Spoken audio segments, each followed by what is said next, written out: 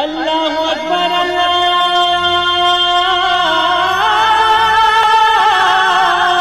اکبر۔ السلام علیکم ورحمۃ اللہ وبرکاتہ۔ الحمدللہ رب العالمین والصلاة والسلام علی اشرف الانبیاء والمرسلین نبینا محمد وعلی آلہ وصحبہ اجمعین ومن تبعہم باحسان الی یوم الدین، اما بعد۔ میرے دوستوں، بزرگوں، اسلامی بھائیوں اور بہنوں، سامعین و سامعات کرام، صدائے حق سننے والے ساتھیوں، آج 12 جمادی الاولیٰ 1443 ہجری، 17 دسمبر 2021 عیسوی، 2 گتے پوس 2078 بکرمی، جمعہ کا دن، میں محمد مستقیم مدنی صدائے حق کا پروگرام لے کر آپ لوگوں کی خدمت میں حاضر ہو گیا ہوں۔ یہ پروگرام آپ روزانہ junk Nandini FM 95.5 mega hertz پر 1:30 بجے سے 2:15 بجے تک سماعت فرماتے آ رہے ہیں۔ آج بھی انشاءاللہ تبارک و تعالیٰ سب سے پہلے تلاوت قرآن مجید، پھر ایک خوبصورت سی نعت اور اخیر میں ایک عالم کا خطاب سماعت فرمائیں گے۔ تو لیجیے سب سے پہلے تلاوت قرآن مجید سماعت فرمائیں۔ بسم اللہ الرحمن الرحیم۔ اعوذ باللہ من الشیطان الرجیم، بسم اللہ الرحمن الرحیم۔ وَلَقَدْ آتَيْنَا إِبْرَاهِيمَ رُشْدَهُ مِنْ قَبْلُ وَكُنَّا بِهِ عَالِمِينَ إِذْ قَالَ لِأَبِيهِ وَقَوْمِهِ مَا هَذِهِ التَّمَاثِيلُ الَّتِي أَنْتُمْ لَهَا عَاكِفُونَ قَالُوا وَجَدْنَا آبَاءَنَا لَهَا عَابِدِينَ قَالَ لَقَدْ كُنْتُمْ أَنْتُمْ وَآبَاؤُكُمْ فِي ضَلَالٍ مُبِينٍ قَالُوا أَجِئْتَنَا بِالْحَقِّ أَمْ أَنْتَ مِنَ اللاعبين قال بل ربكم رب السماوات والأرض الذي فطرهن وأنا على ذلكم من الشاهدين وتالله لأكيدن أصنامكم بعد أن تولوا مدبرين فجعلهم جذاذا إلا كبيرا لهم لعلهم إليه يرجعون۔ اللہ اکبر اللہ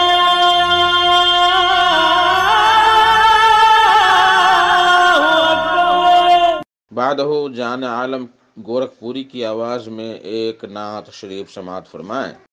نبی پاک کی جو عظمت شان بھول جاتے ہیں، نبی پاک کی جو عظمت شان بھول جاتے ہیں، نبی پاک کی جو عظمت شان بھول جاتے ہیں، تو سچ پوچھو متاع دین و ایمان بھول جاتے ہیں، تو سچ پوچھو متاع دین و ایمان بھول جاتے ہیں، نبی پاک کی جو عظمت شان بھول جاتے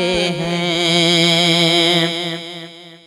شفیع المذنبین ختم الرسل خیر البشر ہیں وہ،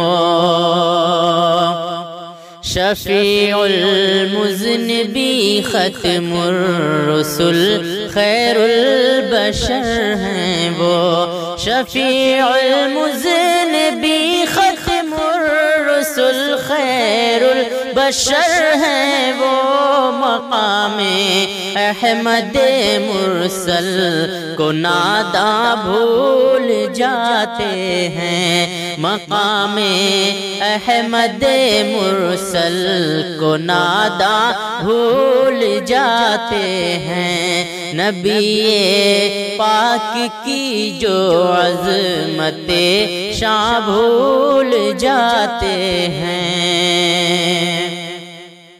الجھ جاتے ہیں کیوں اکثر یہ خارستان بدعت میں، الجھ جاتے ہیں کیوں اکثر یہ خارستان بدعت میں، الجھ جاتے ہیں کیوں اکثر یہ خارستان بدعت میں۔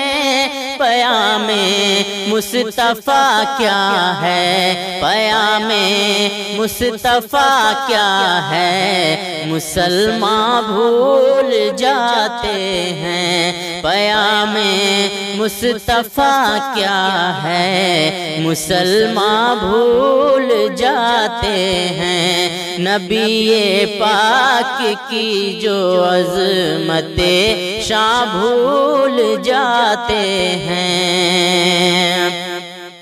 نظر رکھتے ہیں اپنی اسوہ خیر الورا پر ہم، نظر رکھتے ہیں اپنی اسوہ خیر الورا پر ہم، نظر رکھتے ہیں اپنی اسوہ خیر الورا پر ہم، پہ تعمیل حق شمشیر و زندہ بھول جاتے ہیں، پہ تعمیل حق شمشیر و زندہ بھول جاتے ہیں، نبی پاک کی جو عظمت شان بھول جاتے ہیں۔ نہ ہو حب نبی میں جذبہ طاعت تو کیا حاصل، نہ ہو حب نبی میں جذبہ طاعت تو کیا حاصل، نہ ہو حب نبی میں جذبہ طاعت تو کیا حاصل، جنوں میں یہ حقیقت کیوں، جنوں میں یہ حقیقت کیوں مسلمان بھول جاتے ہیں، جنوں میں یہ حقیقت کیوں مسلمان بھول جاتے ہیں، نبی پاک کی جو عظمت شان بھول جاتے ہیں، نبی کے روح انور کا تصور جب بھی آتا ہے، نبی کے روح انور کا تصور جب بھی ہوتا ہے، نبی کے روح انور کا تصور جب بھی ہوتا ہے، تو پھر ہم مہر و انجم ماہ تاباں بھول جاتے ہیں، تو پھر ہم مہر و انجم ماہ تاباں بھول جاتے ہیں، نبی پاک کی جو عظمت شان بھول جاتے ہیں، نگاہوں میں بسا ہے یوں جمال وادی بطحا، نگاہوں میں بسا ہے یوں جمال وادی بطحا، نگاہوں میں بسا ہے یوں جمال وادی بطحا، کہ ہم دنیا کے سب رنگے بہاراں بھول جاتے ہیں، کہ ہم دنیا کے سب رنگے بہاراں بھول جاتے ہیں، نبی پاک کی جو عظمت شان بھول جاتے ہیں۔ یہی قرآن ہے جب مطلع انوار ربانی، یہی قرآن ہے جب مطلع انوار ربانی، یہی قرآن ہے جب مطلع انوار ربانی، تو پھر کیوں لوگ یہ مہر درخشاں بھول جاتے ہیں، تو پھر کیوں لوگ یہ مہر درخشاں بھول جاتے ہیں، نبی پاک کی جو عظمت شاں بھول جاتے ہیں۔ نبی کا نام آتے ہی عقیدت جھوم اٹھتی ہے، نبی کا نام آتے ہی عقیدت جھوم اٹھتی ہے، شمیم ہر رنج و غم کو ہم، شمیم ہر رنج و غم کو ہم ثنا خواں بھول جاتے ہیں، شمیم ہر رنج و غم کو ہم ثنا خواں بھول جاتے ہیں، نبی پاک کی جو عظمت شاں بھول جاتے ہیں، تو سچ پوچھو متاع دین و ایمان بھول جاتے ہیں۔ اللہ اکبر اللہ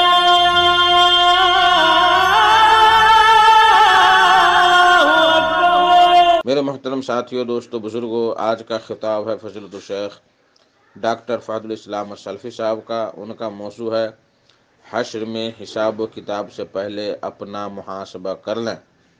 تو لیجئے ڈاکٹر صاحب سے ان کا خطاب سماعت فرمائیں۔ السلام علیکم ورحمۃ اللہ وبرکاتہ۔ حامدا ومصلیا اما بعد، فاعوذ باللہ من الشیطان الرجیم۔ یا ایہا الذین آمنوا اتقوا اللہ ولتنظر نفس ما قدمت لغد واتقوا اللہ ان اللہ خبیر بما تعملون۔ ولا تكونوا كالذين نسوا الله فأنساهم أنفسهم أولئك هم الفاسقون۔ رب اشرح لي صدري ويسر لي أمري واحلل عقدة من لساني يفقهوا قولي، اللهم رب زدني علما وارزقني فهما۔ لائق تعریف وہ رب ذوالجلال ہے جس نے ہم تمام کو پیدا کیا اور ہماری رہنمائی اور رشد و ہدایت کے لیے انبیاء علیہم الصلاۃ کا سلسلہ جاری کیا۔ آخر میں رسول الثقلین جناب محمد الرسول اللہ صلی اللہ علیہ وسلم کی بعثت ہوئی۔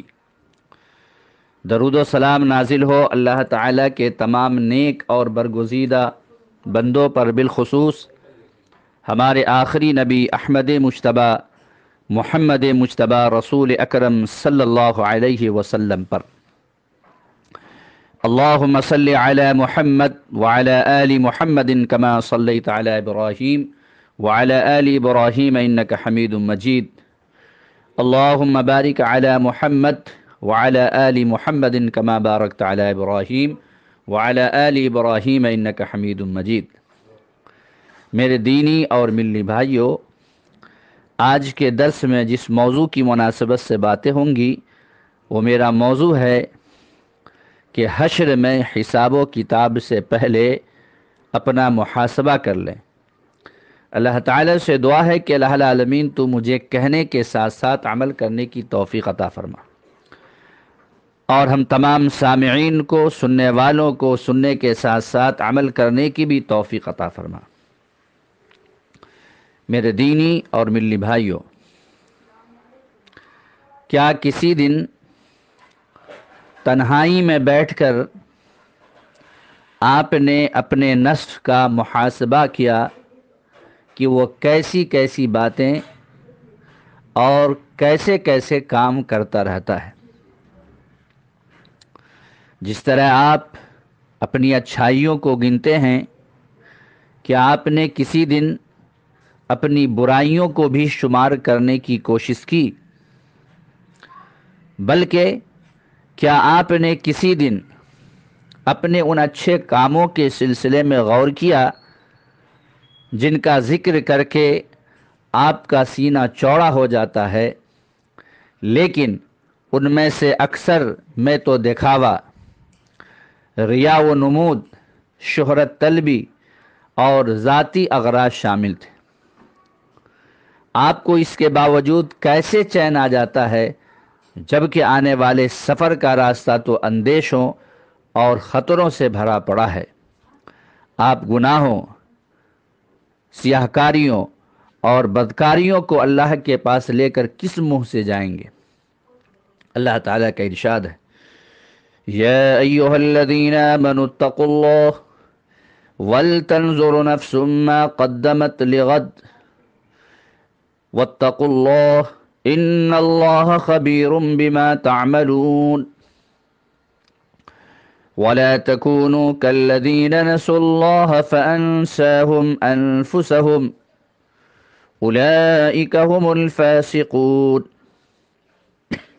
سورہ حشر آیت نمبر 18 اور 19. اے ایمان والو، اللہ سے ڈرتے رہو اور ہر شخص دیکھ بھال لے کے کل قیامت کے واسطے اس نے اعمال کا کیا ذخیرہ بھیجا ہے، اور ہر وقت اللہ سے ڈرتے رہو. اللہ تمہارے سب اعمال سے باخبر ہے، اور تم ان لوگوں کی طرح مت ہو جانا جنہوں نے اللہ کے احکام کو بھلا دیا تو اللہ نے بھی انہیں اپنی جانوں سے غافل کر دیا. حضرت عمر بن خطاب رضی اللہ تعالی عنہ فرمایا کرتے تھے کہ اس سے پہلے کہ تمہارا محاسبہ کیا جائے تم خود ہی اپنے نفسوں کا محاسبہ کر لو، اور اپنے اعمال کا وزن کیے جانے سے پہلے ہی تم خود انہیں تول لو. آج اگر اپنے نفسوں کا محاسبہ کر لو گے تو کل حساب و کتاب کے دن تمہیں بڑی آسانی ہو جائے گی. سب سے بڑی پیشی کے لیے اپنے آپ کو اچھا بنا لو. اس دن جب تم پیش کیے جاؤ گے تو کوئی بھی چیز تم سے پوشیدہ یا ڈھکی چھپی نہ رہے گی. بندگی اور خشیت الہی. اللہ تعالیٰ نے اپنے فرما بردار بندوں کی تعریف اس طرح فرمائی ہے، ان الذین هم من خشیت ربهم مشفقون والذین هم بآیات ربهم یؤمنون والذین هم بربهم لا یشرکون والذین یؤتون ما آتوا وقلوبهم وجلة انہم الی ربهم راجعون اولئک یصارعون فی الخیرات وهم لها سابقون. سورہ مومنون آیت نمبر 57 تا 61. یقیناً جو لوگ اپنے رب کی ہیبت سے ڈرتے ہیں، اللہ تعالیٰ نے اس آیت میں بیان فرمایا کہ حقیقی طور پر مجھ سے ڈرنے والے کون ہیں. نمبر 1 میں بیان فرمایا والذین هم بآیات ربهم یؤمنون، جو میری آیات کے اوپر ایمان رکھتے ہیں. اللہ تعالیٰ نے جس انداز سے جناب محمد الرسول اللہ صلی اللہ علیہ وسلم کے سینے اطہر کے اوپر قرآن کو نازل کیا ہے، من وعن ویسے ہی ایمان رکھنا ضروری ہے.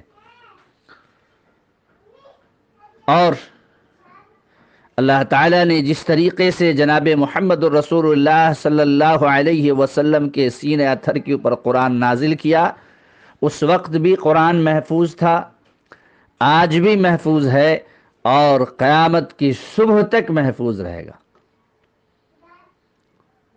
اس میں ذرہ برابر حذف و اضافہ کی گنجائش ہی نہیں ہے. ابھی چند مہینہ پیشتر ایک شخص جس کا سابق نام وسیم رضوی ہے اور شاید ابھی موجودہ نام نارائن تیاگی ہے، اس طرح کوئی نام ہے، جس نے یہ کہا کہ مجھے قرآن کریم کی 26 آیات کے اوپر اعتراض ہے، اور اس نے یہ بھی کہا کہ ان 26 آیات کو حضرت ابو بکر صدیق رضی اللہ تعالی عنہ نے اپنے دور خلافت میں ان 26 آیات کا اضافہ کیا۔ میں یہ کہنا چاہتا ہوں کہ حضرت ابو بکر صدیق رضی اللہ تعالی عنہ کیا، خود جناب محمد الرسول اللہ صلی اللہ علیہ وسلم بھی قرآن کریم میں کچھ اضافہ نہیں کر سکتے ہیں۔ آپ صلی اللہ علیہ وسلم کو بھی یہ اختیار نہیں تھا کہ آپ قرآن میں کچھ اضافہ کریں۔ شہر انطاکیہ کے لوگ جناب محمد الرسول اللہ صلی اللہ علیہ وسلم کی خدمت میں حاضر ہوئے۔ یہ شہر انطاکیہ والے کون لوگ ہیں؟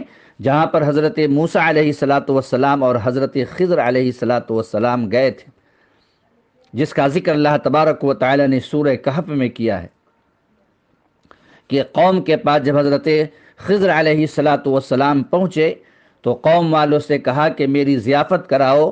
قوم والوں نے ضیافت کرانے سے انکار کر دیا، لیکن اسی جگہ ایک دیوار گری ہوئی تھی۔ حضرت خضر علیہ السلام اس گری ہوئی دیوار کو سیدھی کرنے لگے۔ اللہ تبارک و تعالی نے جو انہیں علم عطا کیا تھا، اس علم کی روشنی میں حضرت موسیٰ علیہ السلام جلالی آدمی تھے، فوراً غصے میں آئے اور کہے کہ ابھی قوم میں سے کوئی فرد جو ہے ضیافت کرانے کے لیے تیار نہیں ہوا اور آپ اس گری ہوئی دیوار کو سیدھی کرنے لگے۔ تب حضرت خضر علیہ السلام نے جواب دیا کہ اے برگزیدہ پیغمبر حضرت موسیٰ، آپ گرچہ وقت کے پیغمبر ہیں، لیکن اللہ تبارک و تعالی نے جو مجھے علم عطا کیا ہے میں نے اس علم کی روشنی میں کیا ہے، اور شاید آپ کے پاس یہ علم نہیں ہے جس کی وجہ سے آپ یہ اعتراض کر رہے ہیں۔ تو قرآن کریم نے اس کا جواب دیا، حضرت خضر علیہ السلام نے اس کا جواب دیا ہے کہ میں نے کس وجہ سے سیدھے کی۔ وہ جواب بھی موجود ہے قرآن کریم کے اندر۔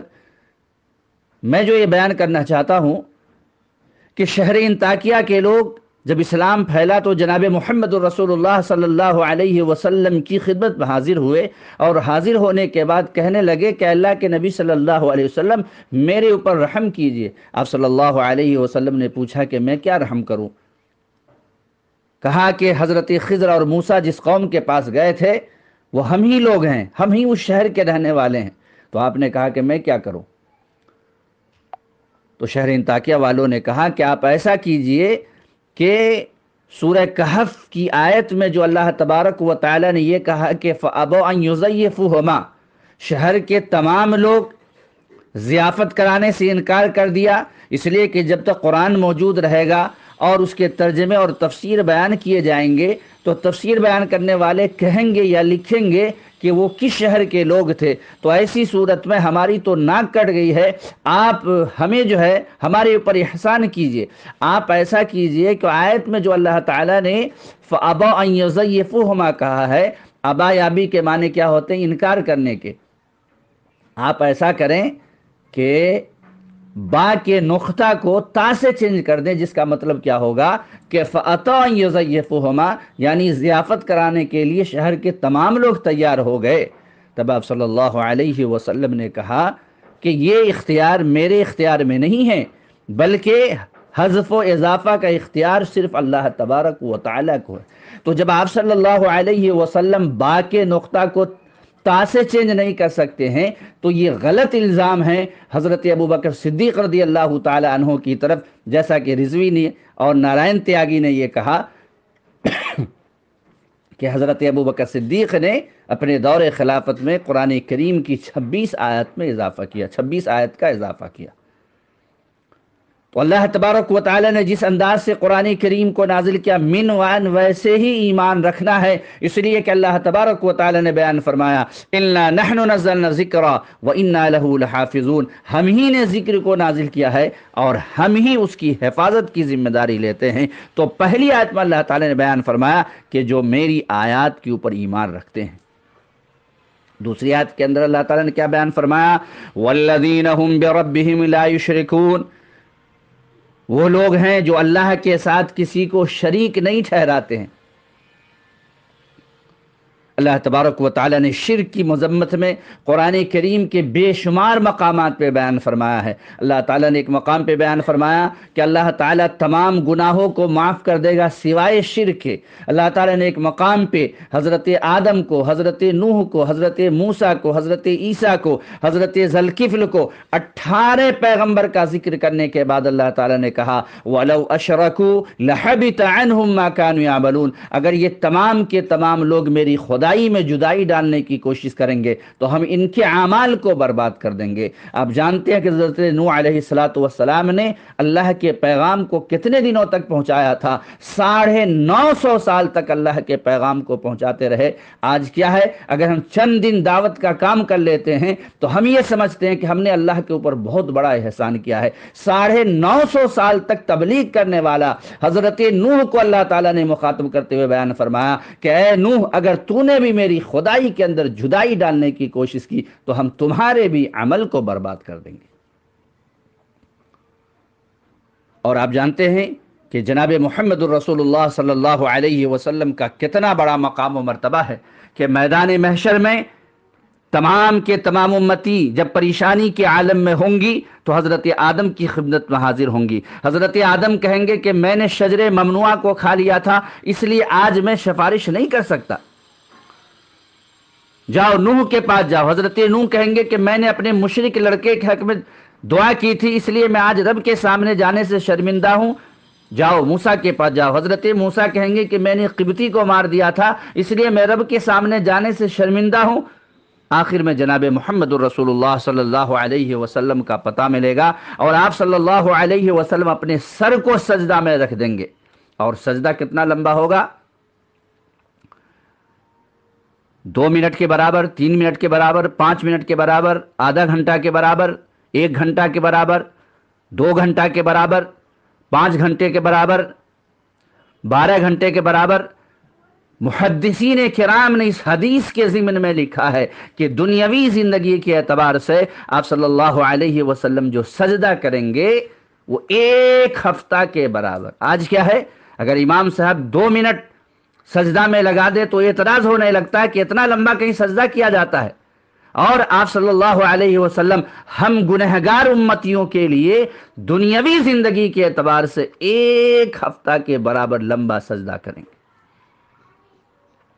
اللہ تبارک و تعالیٰ کہے گا ارفع راسک یا محمد سل توتا، اے محمد صلی اللہ علیہ وسلم اپنے سر کو اٹھائیے، مانگیے، کیا مانگنا چاہتے ہیں؟ ہم امتی جسے 5 وقت نماز پڑھنے کی توفیق نہیں ہوتی ہے، ظہر میں لوگوں کی تعداد کچھ ہوتی ہے، کچھ زیادہ لوگ ہوتے ہیں، عصر میں بھی تعداد اچھی خاصی ہوتی ہے، مغرب میں بھی اچھی خاصی تعداد ہو جاتی ہے، عشاء میں بھی تعداد زیادہ ہو جاتی ہے، لیکن فجر کی نماز کا جائزہ لیجئے تو زیادہ تر مساجد میں امام صاحب ہوتے ہیں اور امام صاحب کے ساتھ چند افراد ہوتے ہیں، جبکہ نبی کریم صلی اللہ علیہ وسلم نے کیا بیان فرمایا کہ فجر کی 2 رکعت سنت دنیا وما فیہا سے، دنیا وما فیہا کے اندر، دنیا کے اندر جتنی بھی چیزیں ہیں ان تمام چیزوں سے مجھے زیادہ محبوب ہے۔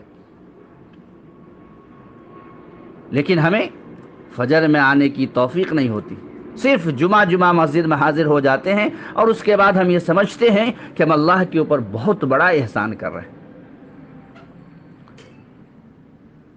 اور نبی کریم صلی اللہ علیہ وسلم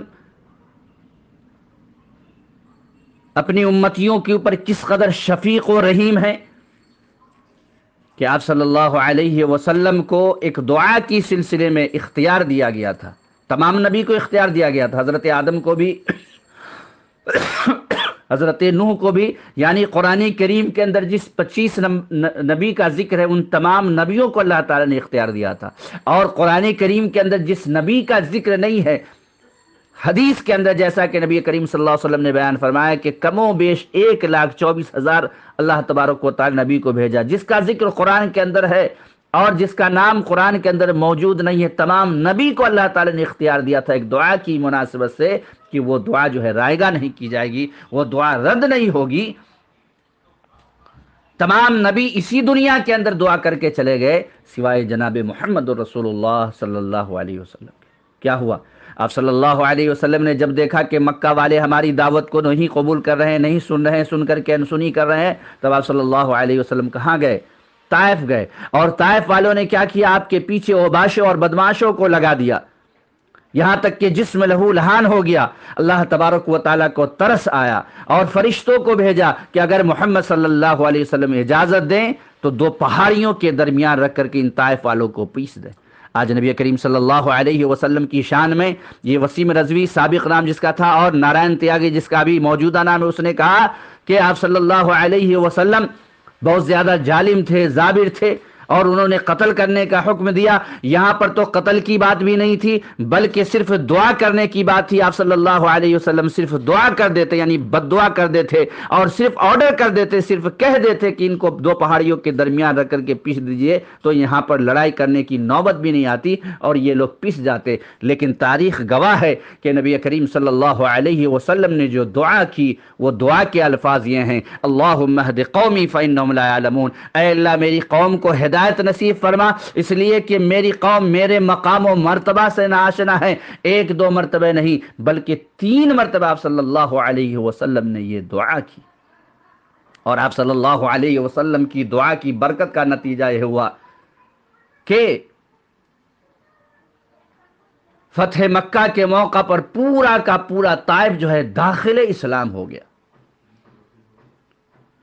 تو آپ صلی اللہ علیہ وسلم یہاں پر دعا کر سکتے تھے لیکن آپ نے اس دعا کو بچا لیا۔ کیا ہوا؟ غزوہ احد کے موقع پر نبی کریم صلی اللہ علیہ وسلم نے 50 تیر اندازوں کو پہاڑی کی ایک جگہ پر رکھا اور کہا کہ جب تک میرا دوسرا آرڈر نہ آ جائے تب تک جو ہے یہاں پر سے کسی کو ہلنے کی اجازت نہیں ہے۔ لیکن کیا ہوا؟ صحابہ کرام رضوان اللہ علیہ مجمعین کے درمیان نزاع ہو گیا، اختلاف ہو گیا۔ شروع میں اللہ تبارک و تعالیٰ نے مسلمانوں کو فتح اور غلبہ نصیب فرمایا۔ تو شروع میں اللہ تبارک و تعالیٰ نے مسلمانوں کو غلبہ عطا کیا۔ صحابہ کرام کے درمیان کیا ہوا؟ اختلاف ہو گیا، نزاع ہو گیا۔ 50 میں سے 40 جو ہے نیچے اتر آئے، جبکہ آپ صلی اللہ علیہ وسلم نے کہا تھا کہ جب تک میرا دوسرا آرڈر نہ آ جائے یہاں سے کسی کو ہلنے کی اجازت نہیں ہے۔ لیکن جب 40 لوگ نیچے آ گئے، شروع میں اللہ تعالیٰ نے مسلمانوں کو غلبہ عطا کیا، مال غنیمت کو لینے کے لیے نیچے اتر گئے۔ خالد بن ولید جو 3 مرتبہ چکر لگا چکا تھا اس پہاڑی کا، پہلی مرتبہ جب دیکھا تو دیکھا کہ وہاں پر 50 تیر انداز موجود ہے، واپس گیا۔ دوسری مرتبہ واپس گیا، تیسری مرتبہ واپس آیا اور گیا واپس۔ چوتھی مرتبہ جب آیا تو دیکھا کہ پورا جو ہے خالی ہے، صرف 10 ہی لوگ ہیں، اور 10 لوگوں سے مقابلہ کرتے انہیں 10 منٹ بھی نہیں لگا، اور 10 منٹ میں وہ تمام کے تمام صحابہ جو ہے شہید کر دیے گئے۔ دشمن بالکل قریب آ گیا۔ آج نبی کریم صلی اللہ علیہ وسلم کی شان میں گستاخی کرنے والے لوگ صحابہ کرام کے جذبہ ایثار کو دیکھیں۔ یہ حضرت ابو طلحہ انصاری رضی اللہ تعالی عنہ ہیں جن کے جسم کے اوپر 1-2 داغ نہیں، 1-2 تیر نہیں بلکہ 82 زخم لگے، 82 زخم آیا۔ تیر لگنے کے بعد بھی اپنے سینہ کو دفاع کیے ہوئے ہیں، جناب محمد الرسول اللہ صلی اللہ علیہ وسلم کے دفاع میں لگے ہوئے ہیں۔ ایسا نہ ہو کہ میرے محبوب کو مزید تکلیف پہنچے۔ دشمن بالکل قریب آ گیا، یہاں تک کہ آپ کے دندان مبارک شہید کر دیے گئے۔ ایسے موقع پر آپ صلی اللہ علیہ وسلم اس دعا کو کر سکتے تھے، لیکن آپ دعا نہیں کیے بلکہ اپنی امتیوں کے لیے بچا کر کے لے گئے۔ آپ صلی اللہ علیہ وسلم دعا کو کریں گے، اللہ تعالیٰ کہے گا ارفع راسک یا محمد سل تو تائے، محمد صلی اللہ علیہ وسلم اپنے سر کو اٹھائیے، مانگیے، کیا مانگتے ہیں؟ آپ صلی اللہ علیہ وسلم کہیں گے کہ اللہ میری امتیوں کو معاف فرما دے۔ آپ نے دیکھا کہ جہاں پر حضرت آدم جو ہے امتیوں کی سفارش کرنے میں پیچھے ہٹ رہے ہیں، حضرت نوح پیچھے ہٹ رہے ہیں، حضرت موسیٰ جو ہے پیچھے ہٹ رہے ہیں، وہاں پر جناب محمد الرسول اللہ صلی اللہ علیہ وسلم کا مقام و مرتبہ یہ ہے کہ آپ صلی اللہ علیہ وسلم دعا کریں گے، لیکن آپ صلی اللہ علیہ وسلم کو اللہ تبارک و تعالی نے مخاطب کرتے ہوئے بیان فرمایا لئن اشرکت لیحبطن عملک فَلَتَكُونَنَّ مِنَ الْخَاسِرِينَ۔ اے محمد صلی اللہ علیہ وسلم، اگر آپ نے بھی میری خدائی میں جدائی ڈالنے کی کوشش کی تو ہم آپ کے بھی عمل کو برباد کر دیں گے۔ شرک اتنا بڑا گناہ۔ تو اللہ تعالیٰ نے پہلی آیت میں بیان فرمایا کہ جو میری آیات کے اوپر ایمان رکھتے ہیں۔ نمبر 2 میں اللہ تعالیٰ نے بیان فرمایا وَالَّذِينَ هُمْ بِرَبِّهِمْ لَا يُشْرِكُونَ، جو میرے ساتھ کسی کو شریک نہیں ٹھہراتے ہیں۔ نمبر 3 میں کیا بیان فرمایا وَالَّذِينَ يُؤْتُونَ مَا آتَوْا وَقُلُوبُهُمْ وَجِلَةٌ أَنَّهُمْ إِلَىٰ رَبِّهِمْ راجعون۔ یہ وہ لوگ ہیں جو ڈرنے والے ہیں،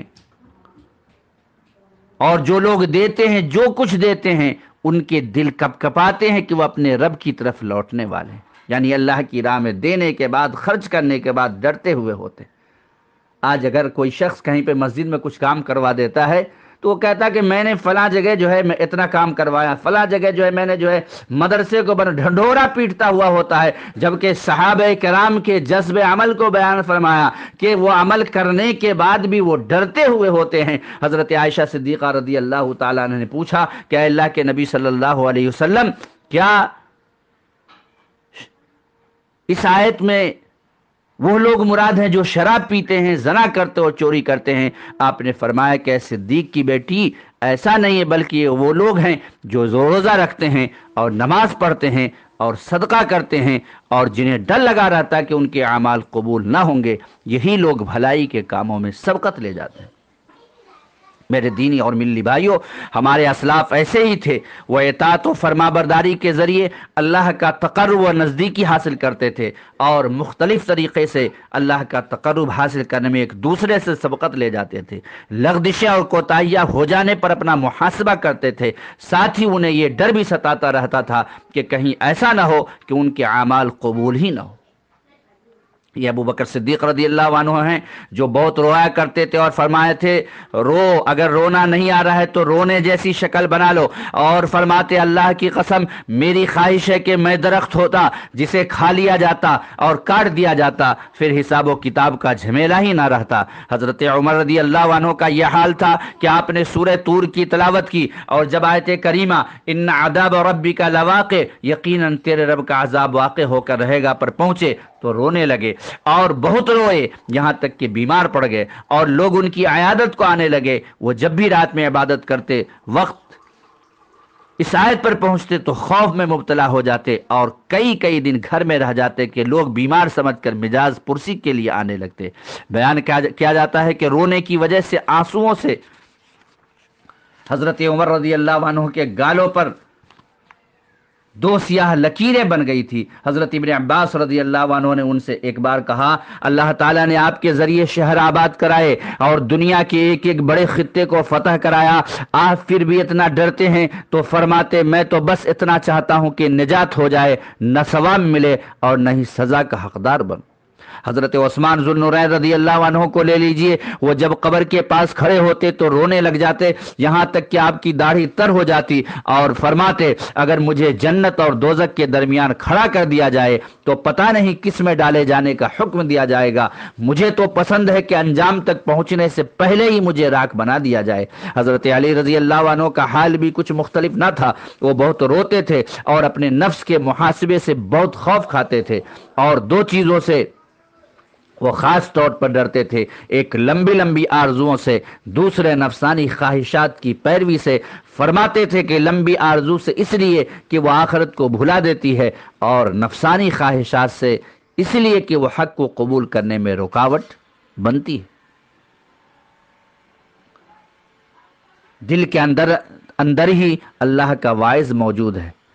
حضرت نواس بن سمعان رضی اللہ عنہ سے روایت ہے کہ اللہ کے رسول صلی اللہ علیہ وسلم نے فرمایا کہ صراط مستقیم سیدھے راستے کی اللہ تعالی نے مثال بیان کی ہے کہ ایک سیدھا راستہ ہے، اس کے دونوں جانب 2 دیواریں ہیں جن میں کچھ دروازے کھلے ہوئے ہیں اور دروازوں پر پردے لٹکے ہوئے ہیں۔ راستے کے سرے پر ایک پکارنے والا پکارتا رہتا ہے کہ اے لوگو تم سب راستے پر سیدھے چلو، ٹیڑھے مت ہو جاؤ۔ جب تم میں سے کوئی ان دروازوں میں سے کوئی دروازہ کھولنا چاہتا ہے تو راستے کے اوپر پکارنے والا پکارتا ہے تیرے لیے ہلاکت ہے، اسے مت کھول، کیونکہ اگر اسے کھولو گے تو تم اس میں داخل ہو جاؤ گے۔ راستے سے مراد اسلام، پردوں سے مراد اللہ کی حدیں، کھلے ہوئے دروازوں سے مراد اللہ کی حرام کردہ چیزیں، اور اوپر سے پکارنے والے کا مطلب اللہ کی طرف سے نصیحت حاصل کرنے والا ہے جو ہر مسلمان کے دل میں بحیثیت واعظ موجود ہے۔ مسند احمد۔ لہٰذا اے مسلمان بھائی، تو اللہ کے واعظ کی بات کیوں نہیں مانتا جو تیرے دل میں موجود ہے؟ تو اللہ کی قائم کردہ حدوں اور اس کی حرام کردہ باتوں کی رعایت کیوں نہیں کرتا؟ اور اس طرح تو اللہ کے دشمن اور اپنے دشمن سے بدلہ کیوں نہیں لے لیتا؟ ارشاد باری تعالی ہے ان الشیطان لکم عدو فاتخذوه عدوا انما يدعو حزبه ليكون من اصحاب السعیر۔ سورہ فاطر آیت نمبر 6 کہ بے شک شیطان تمہارا دشمن ہے، اسے تم بھی دشمن ہی مانو، وہ اپنے پیرووں کو گروہ کو بلاتا ہے تاکہ وہ دونوں دوزخ والوں میں ہو۔ خالد بن معدان رضی اللہ عنہ سے روایت ہے، وہ کہتے ہیں کہ ہر بندے کے چہرے پر 2 آنکھیں ہیں جن سے وہ دنیاوی چیزوں کو دیکھتا ہے، اور 2 آنکھیں اس کے دل میں ہوتی ہے جن سے وہ آخرت کے معاملات کو دیکھتا ہے۔ تو جب اللہ تعالیٰ کسی بندے کے ساتھ بھلائی کا ارادہ کرتا ہے تو اس کے دل کی آنکھوں کو کھول دیتا ہے اور وہ ان کے ذریعے ان غیبی چیزوں کو دیکھ لیتا ہے جن کا اللہ تعالیٰ نے وعدہ فرمایا ہے۔ پھر انہوں نے اس آیت کریمہ کی تلاوت کی، افلا یتدبرون القرآن ام علی قلوب اقفالها، سورہ محمد آیت نمبر 24۔ کیا وہ قرآن میں غور نہیں کرتے یا ان کے دلوں پر تالے پڑے ہوئے ہیں؟ نفس کے محاسبے سے متعلق سلف کے اقوال۔ حضرت عمر بن خطاب رضی اللہ عنہ نے اپنے بعض عاملین کو لکھا کہ سختی کے حساب یعنی میدان محشر کے حساب سے پہلے آسانی کی حالت یعنی دنیا ہی میں اپنے نفس کا محاسبہ کر لو، کیونکہ جس نے بھی سخت حساب سے پہلے آسانی کے ایام میں اپنے نفس کا محاسبہ کر لیا اسے رب کی خوشنودی حاصل ہوگی اور اس کا معاملہ قابل رشک ہو جائے گا، اور جسے زندگی نے غافل اور اس کی خواہشات نے مشغول رکھا تو اسے ندامت و شرمندگی اور نقصان و خسارے کا سامنا کرنا پڑے گا۔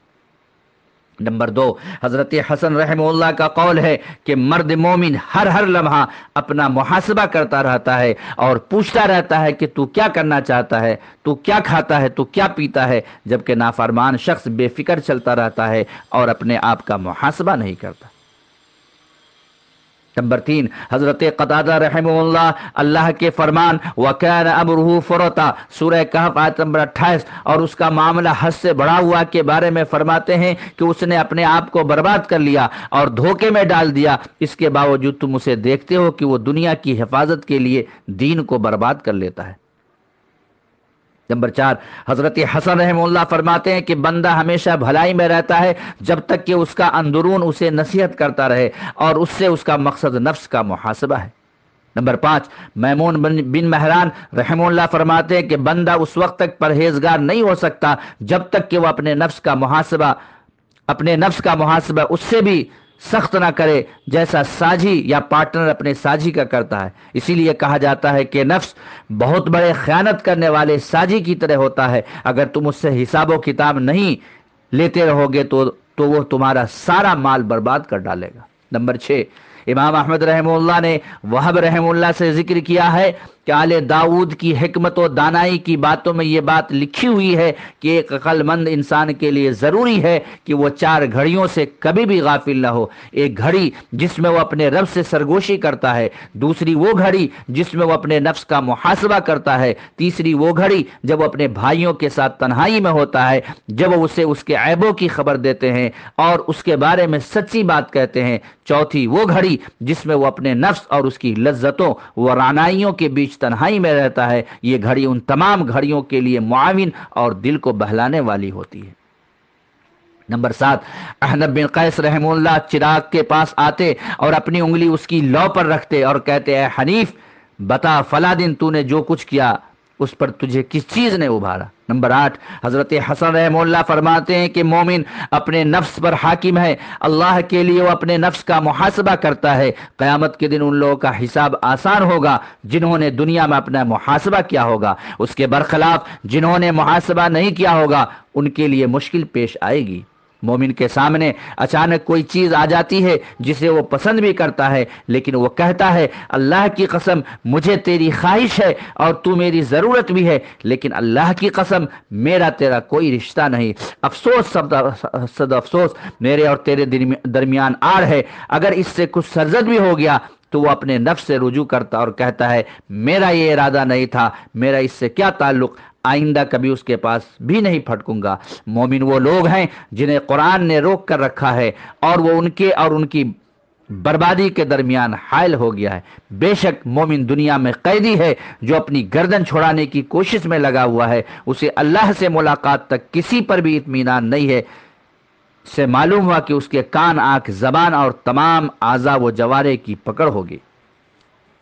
نمبر 9، ابن ابی ملیکہ رحم اللہ فرماتے ہیں کہ میں نے 30 صحابہ کرام رضوان اللہ علیہ اجمعین کو پایا، انہیں اپنے اوپر نفاق کا ڈر لگا رہتا تھا، ان میں سے کوئی بھی یہ نہ کہتا تھا کہ اس کا ایمان جبریل اور میکائیل جیسا ہے۔ امام ابن جوزی رحم اللہ فرماتے ہیں کہ انتہائی تعجب کی بات ہے کہ ناقدین یعنی اپنے اعمال پر نظر رکھنے والے اس بات سے ڈرتے ہیں کہ ان کے مال میں کوئی ردی مال شامل نہ ہو جائے، حالانکہ ملاوٹ کرنے والے بڑے اطمینان سے رہتے ہیں، انہیں کوئی فکر نہیں رہتی کہ ہم کتنے غلط کام کا ارتکاب کر رہے ہیں۔ یہ ابو بکر صدیق رضی اللہ عنہ ہیں، اپنی زبان پکڑ کر کہتے ہیں کہ اسی نے مجھے مصیبت میں ڈالا ہے۔ حضرت عمر رضی اللہ عنہ فرمایا کرتے تھے کہ اے حذیفہ کیا میں بھی ان میں سے یعنی منافقوں میں سے ہوں؟ امام ابن قیم رحمہ اللہ فرماتے ہیں کہ صحابہ کرام رضوان اللہ علیہم اجمعین کے حالات کا جو شخص مطالعہ کرے گا تو دیکھے گا کہ وہ اللہ کی رحمت کے انتہائی امیدوار ہونے کے ساتھ اللہ کے عذاب سے بھی انتہائی ڈر و خوف میں بھی مبتلا رہتے تھے، جبکہ ہم کوتاہیاں بھی کرتے ہیں پھر بھی پرسکون رہتے ہیں۔ یہ اس زمانے کی بات ہے جب امام ابن قیم زندہ تھے، آج ہم اپنے اور اپنے زمانے کے بارے میں کیا کہیں گے؟ میرے دینی اور ملی بھائیوں، اپنے اوقات کو ضائع نہ کرو، فرصت کے لمحات کو غنیمت جانو، کیونکہ وہ ہی اصل سرمایہ ہے۔ جب تک تمہیں اپنے اصل سرمایہ پر کنٹرول رہے گا، منافع کمانے کی قدرت حاصل رہے گی۔ آج آخرت کی تجارت بڑی سستی ہے، لہٰذا سستے میں آخرت کے لیے سامان تیار کر لو۔ ایک دن ایسا آئے گا جب اس سامان کی کوئی حیثیت نہ رہ جائے گی، لہٰذا اس میں سے اس دن کے لیے زیادہ سے زیادہ جمع کر لو۔ اگر تم نے اس کو آخرت کی بھلائی کے لیے استعمال نہ کیا اور یہیں رہ گیا تو یہ اس دن کچھ کام نہ آئے گا اور تمہارے لیے بیکار ہی رہے گا۔ تو آج کے درس میں حشر میں حساب و کتاب سے پہلے اپنا محاسبہ کر لیں، اس موضوع کی مناسبت سے باتیں ہوئی۔ اللہ تعالیٰ سے دعا ہے کہ اللہ العالمین تو ہمیں اپنا محاسبہ کرنے کی توفیق عطا فرما۔ تقبل یا رب العالمین۔ سبحانک اللہم بحمدک، اشہد ان لا الہ الا انت، استغفرک و اتوب الیک۔ سبحان ربک رب العزۃ عما یصفون، وسلام علی المرسلین، والحمد للہ رب العالمین۔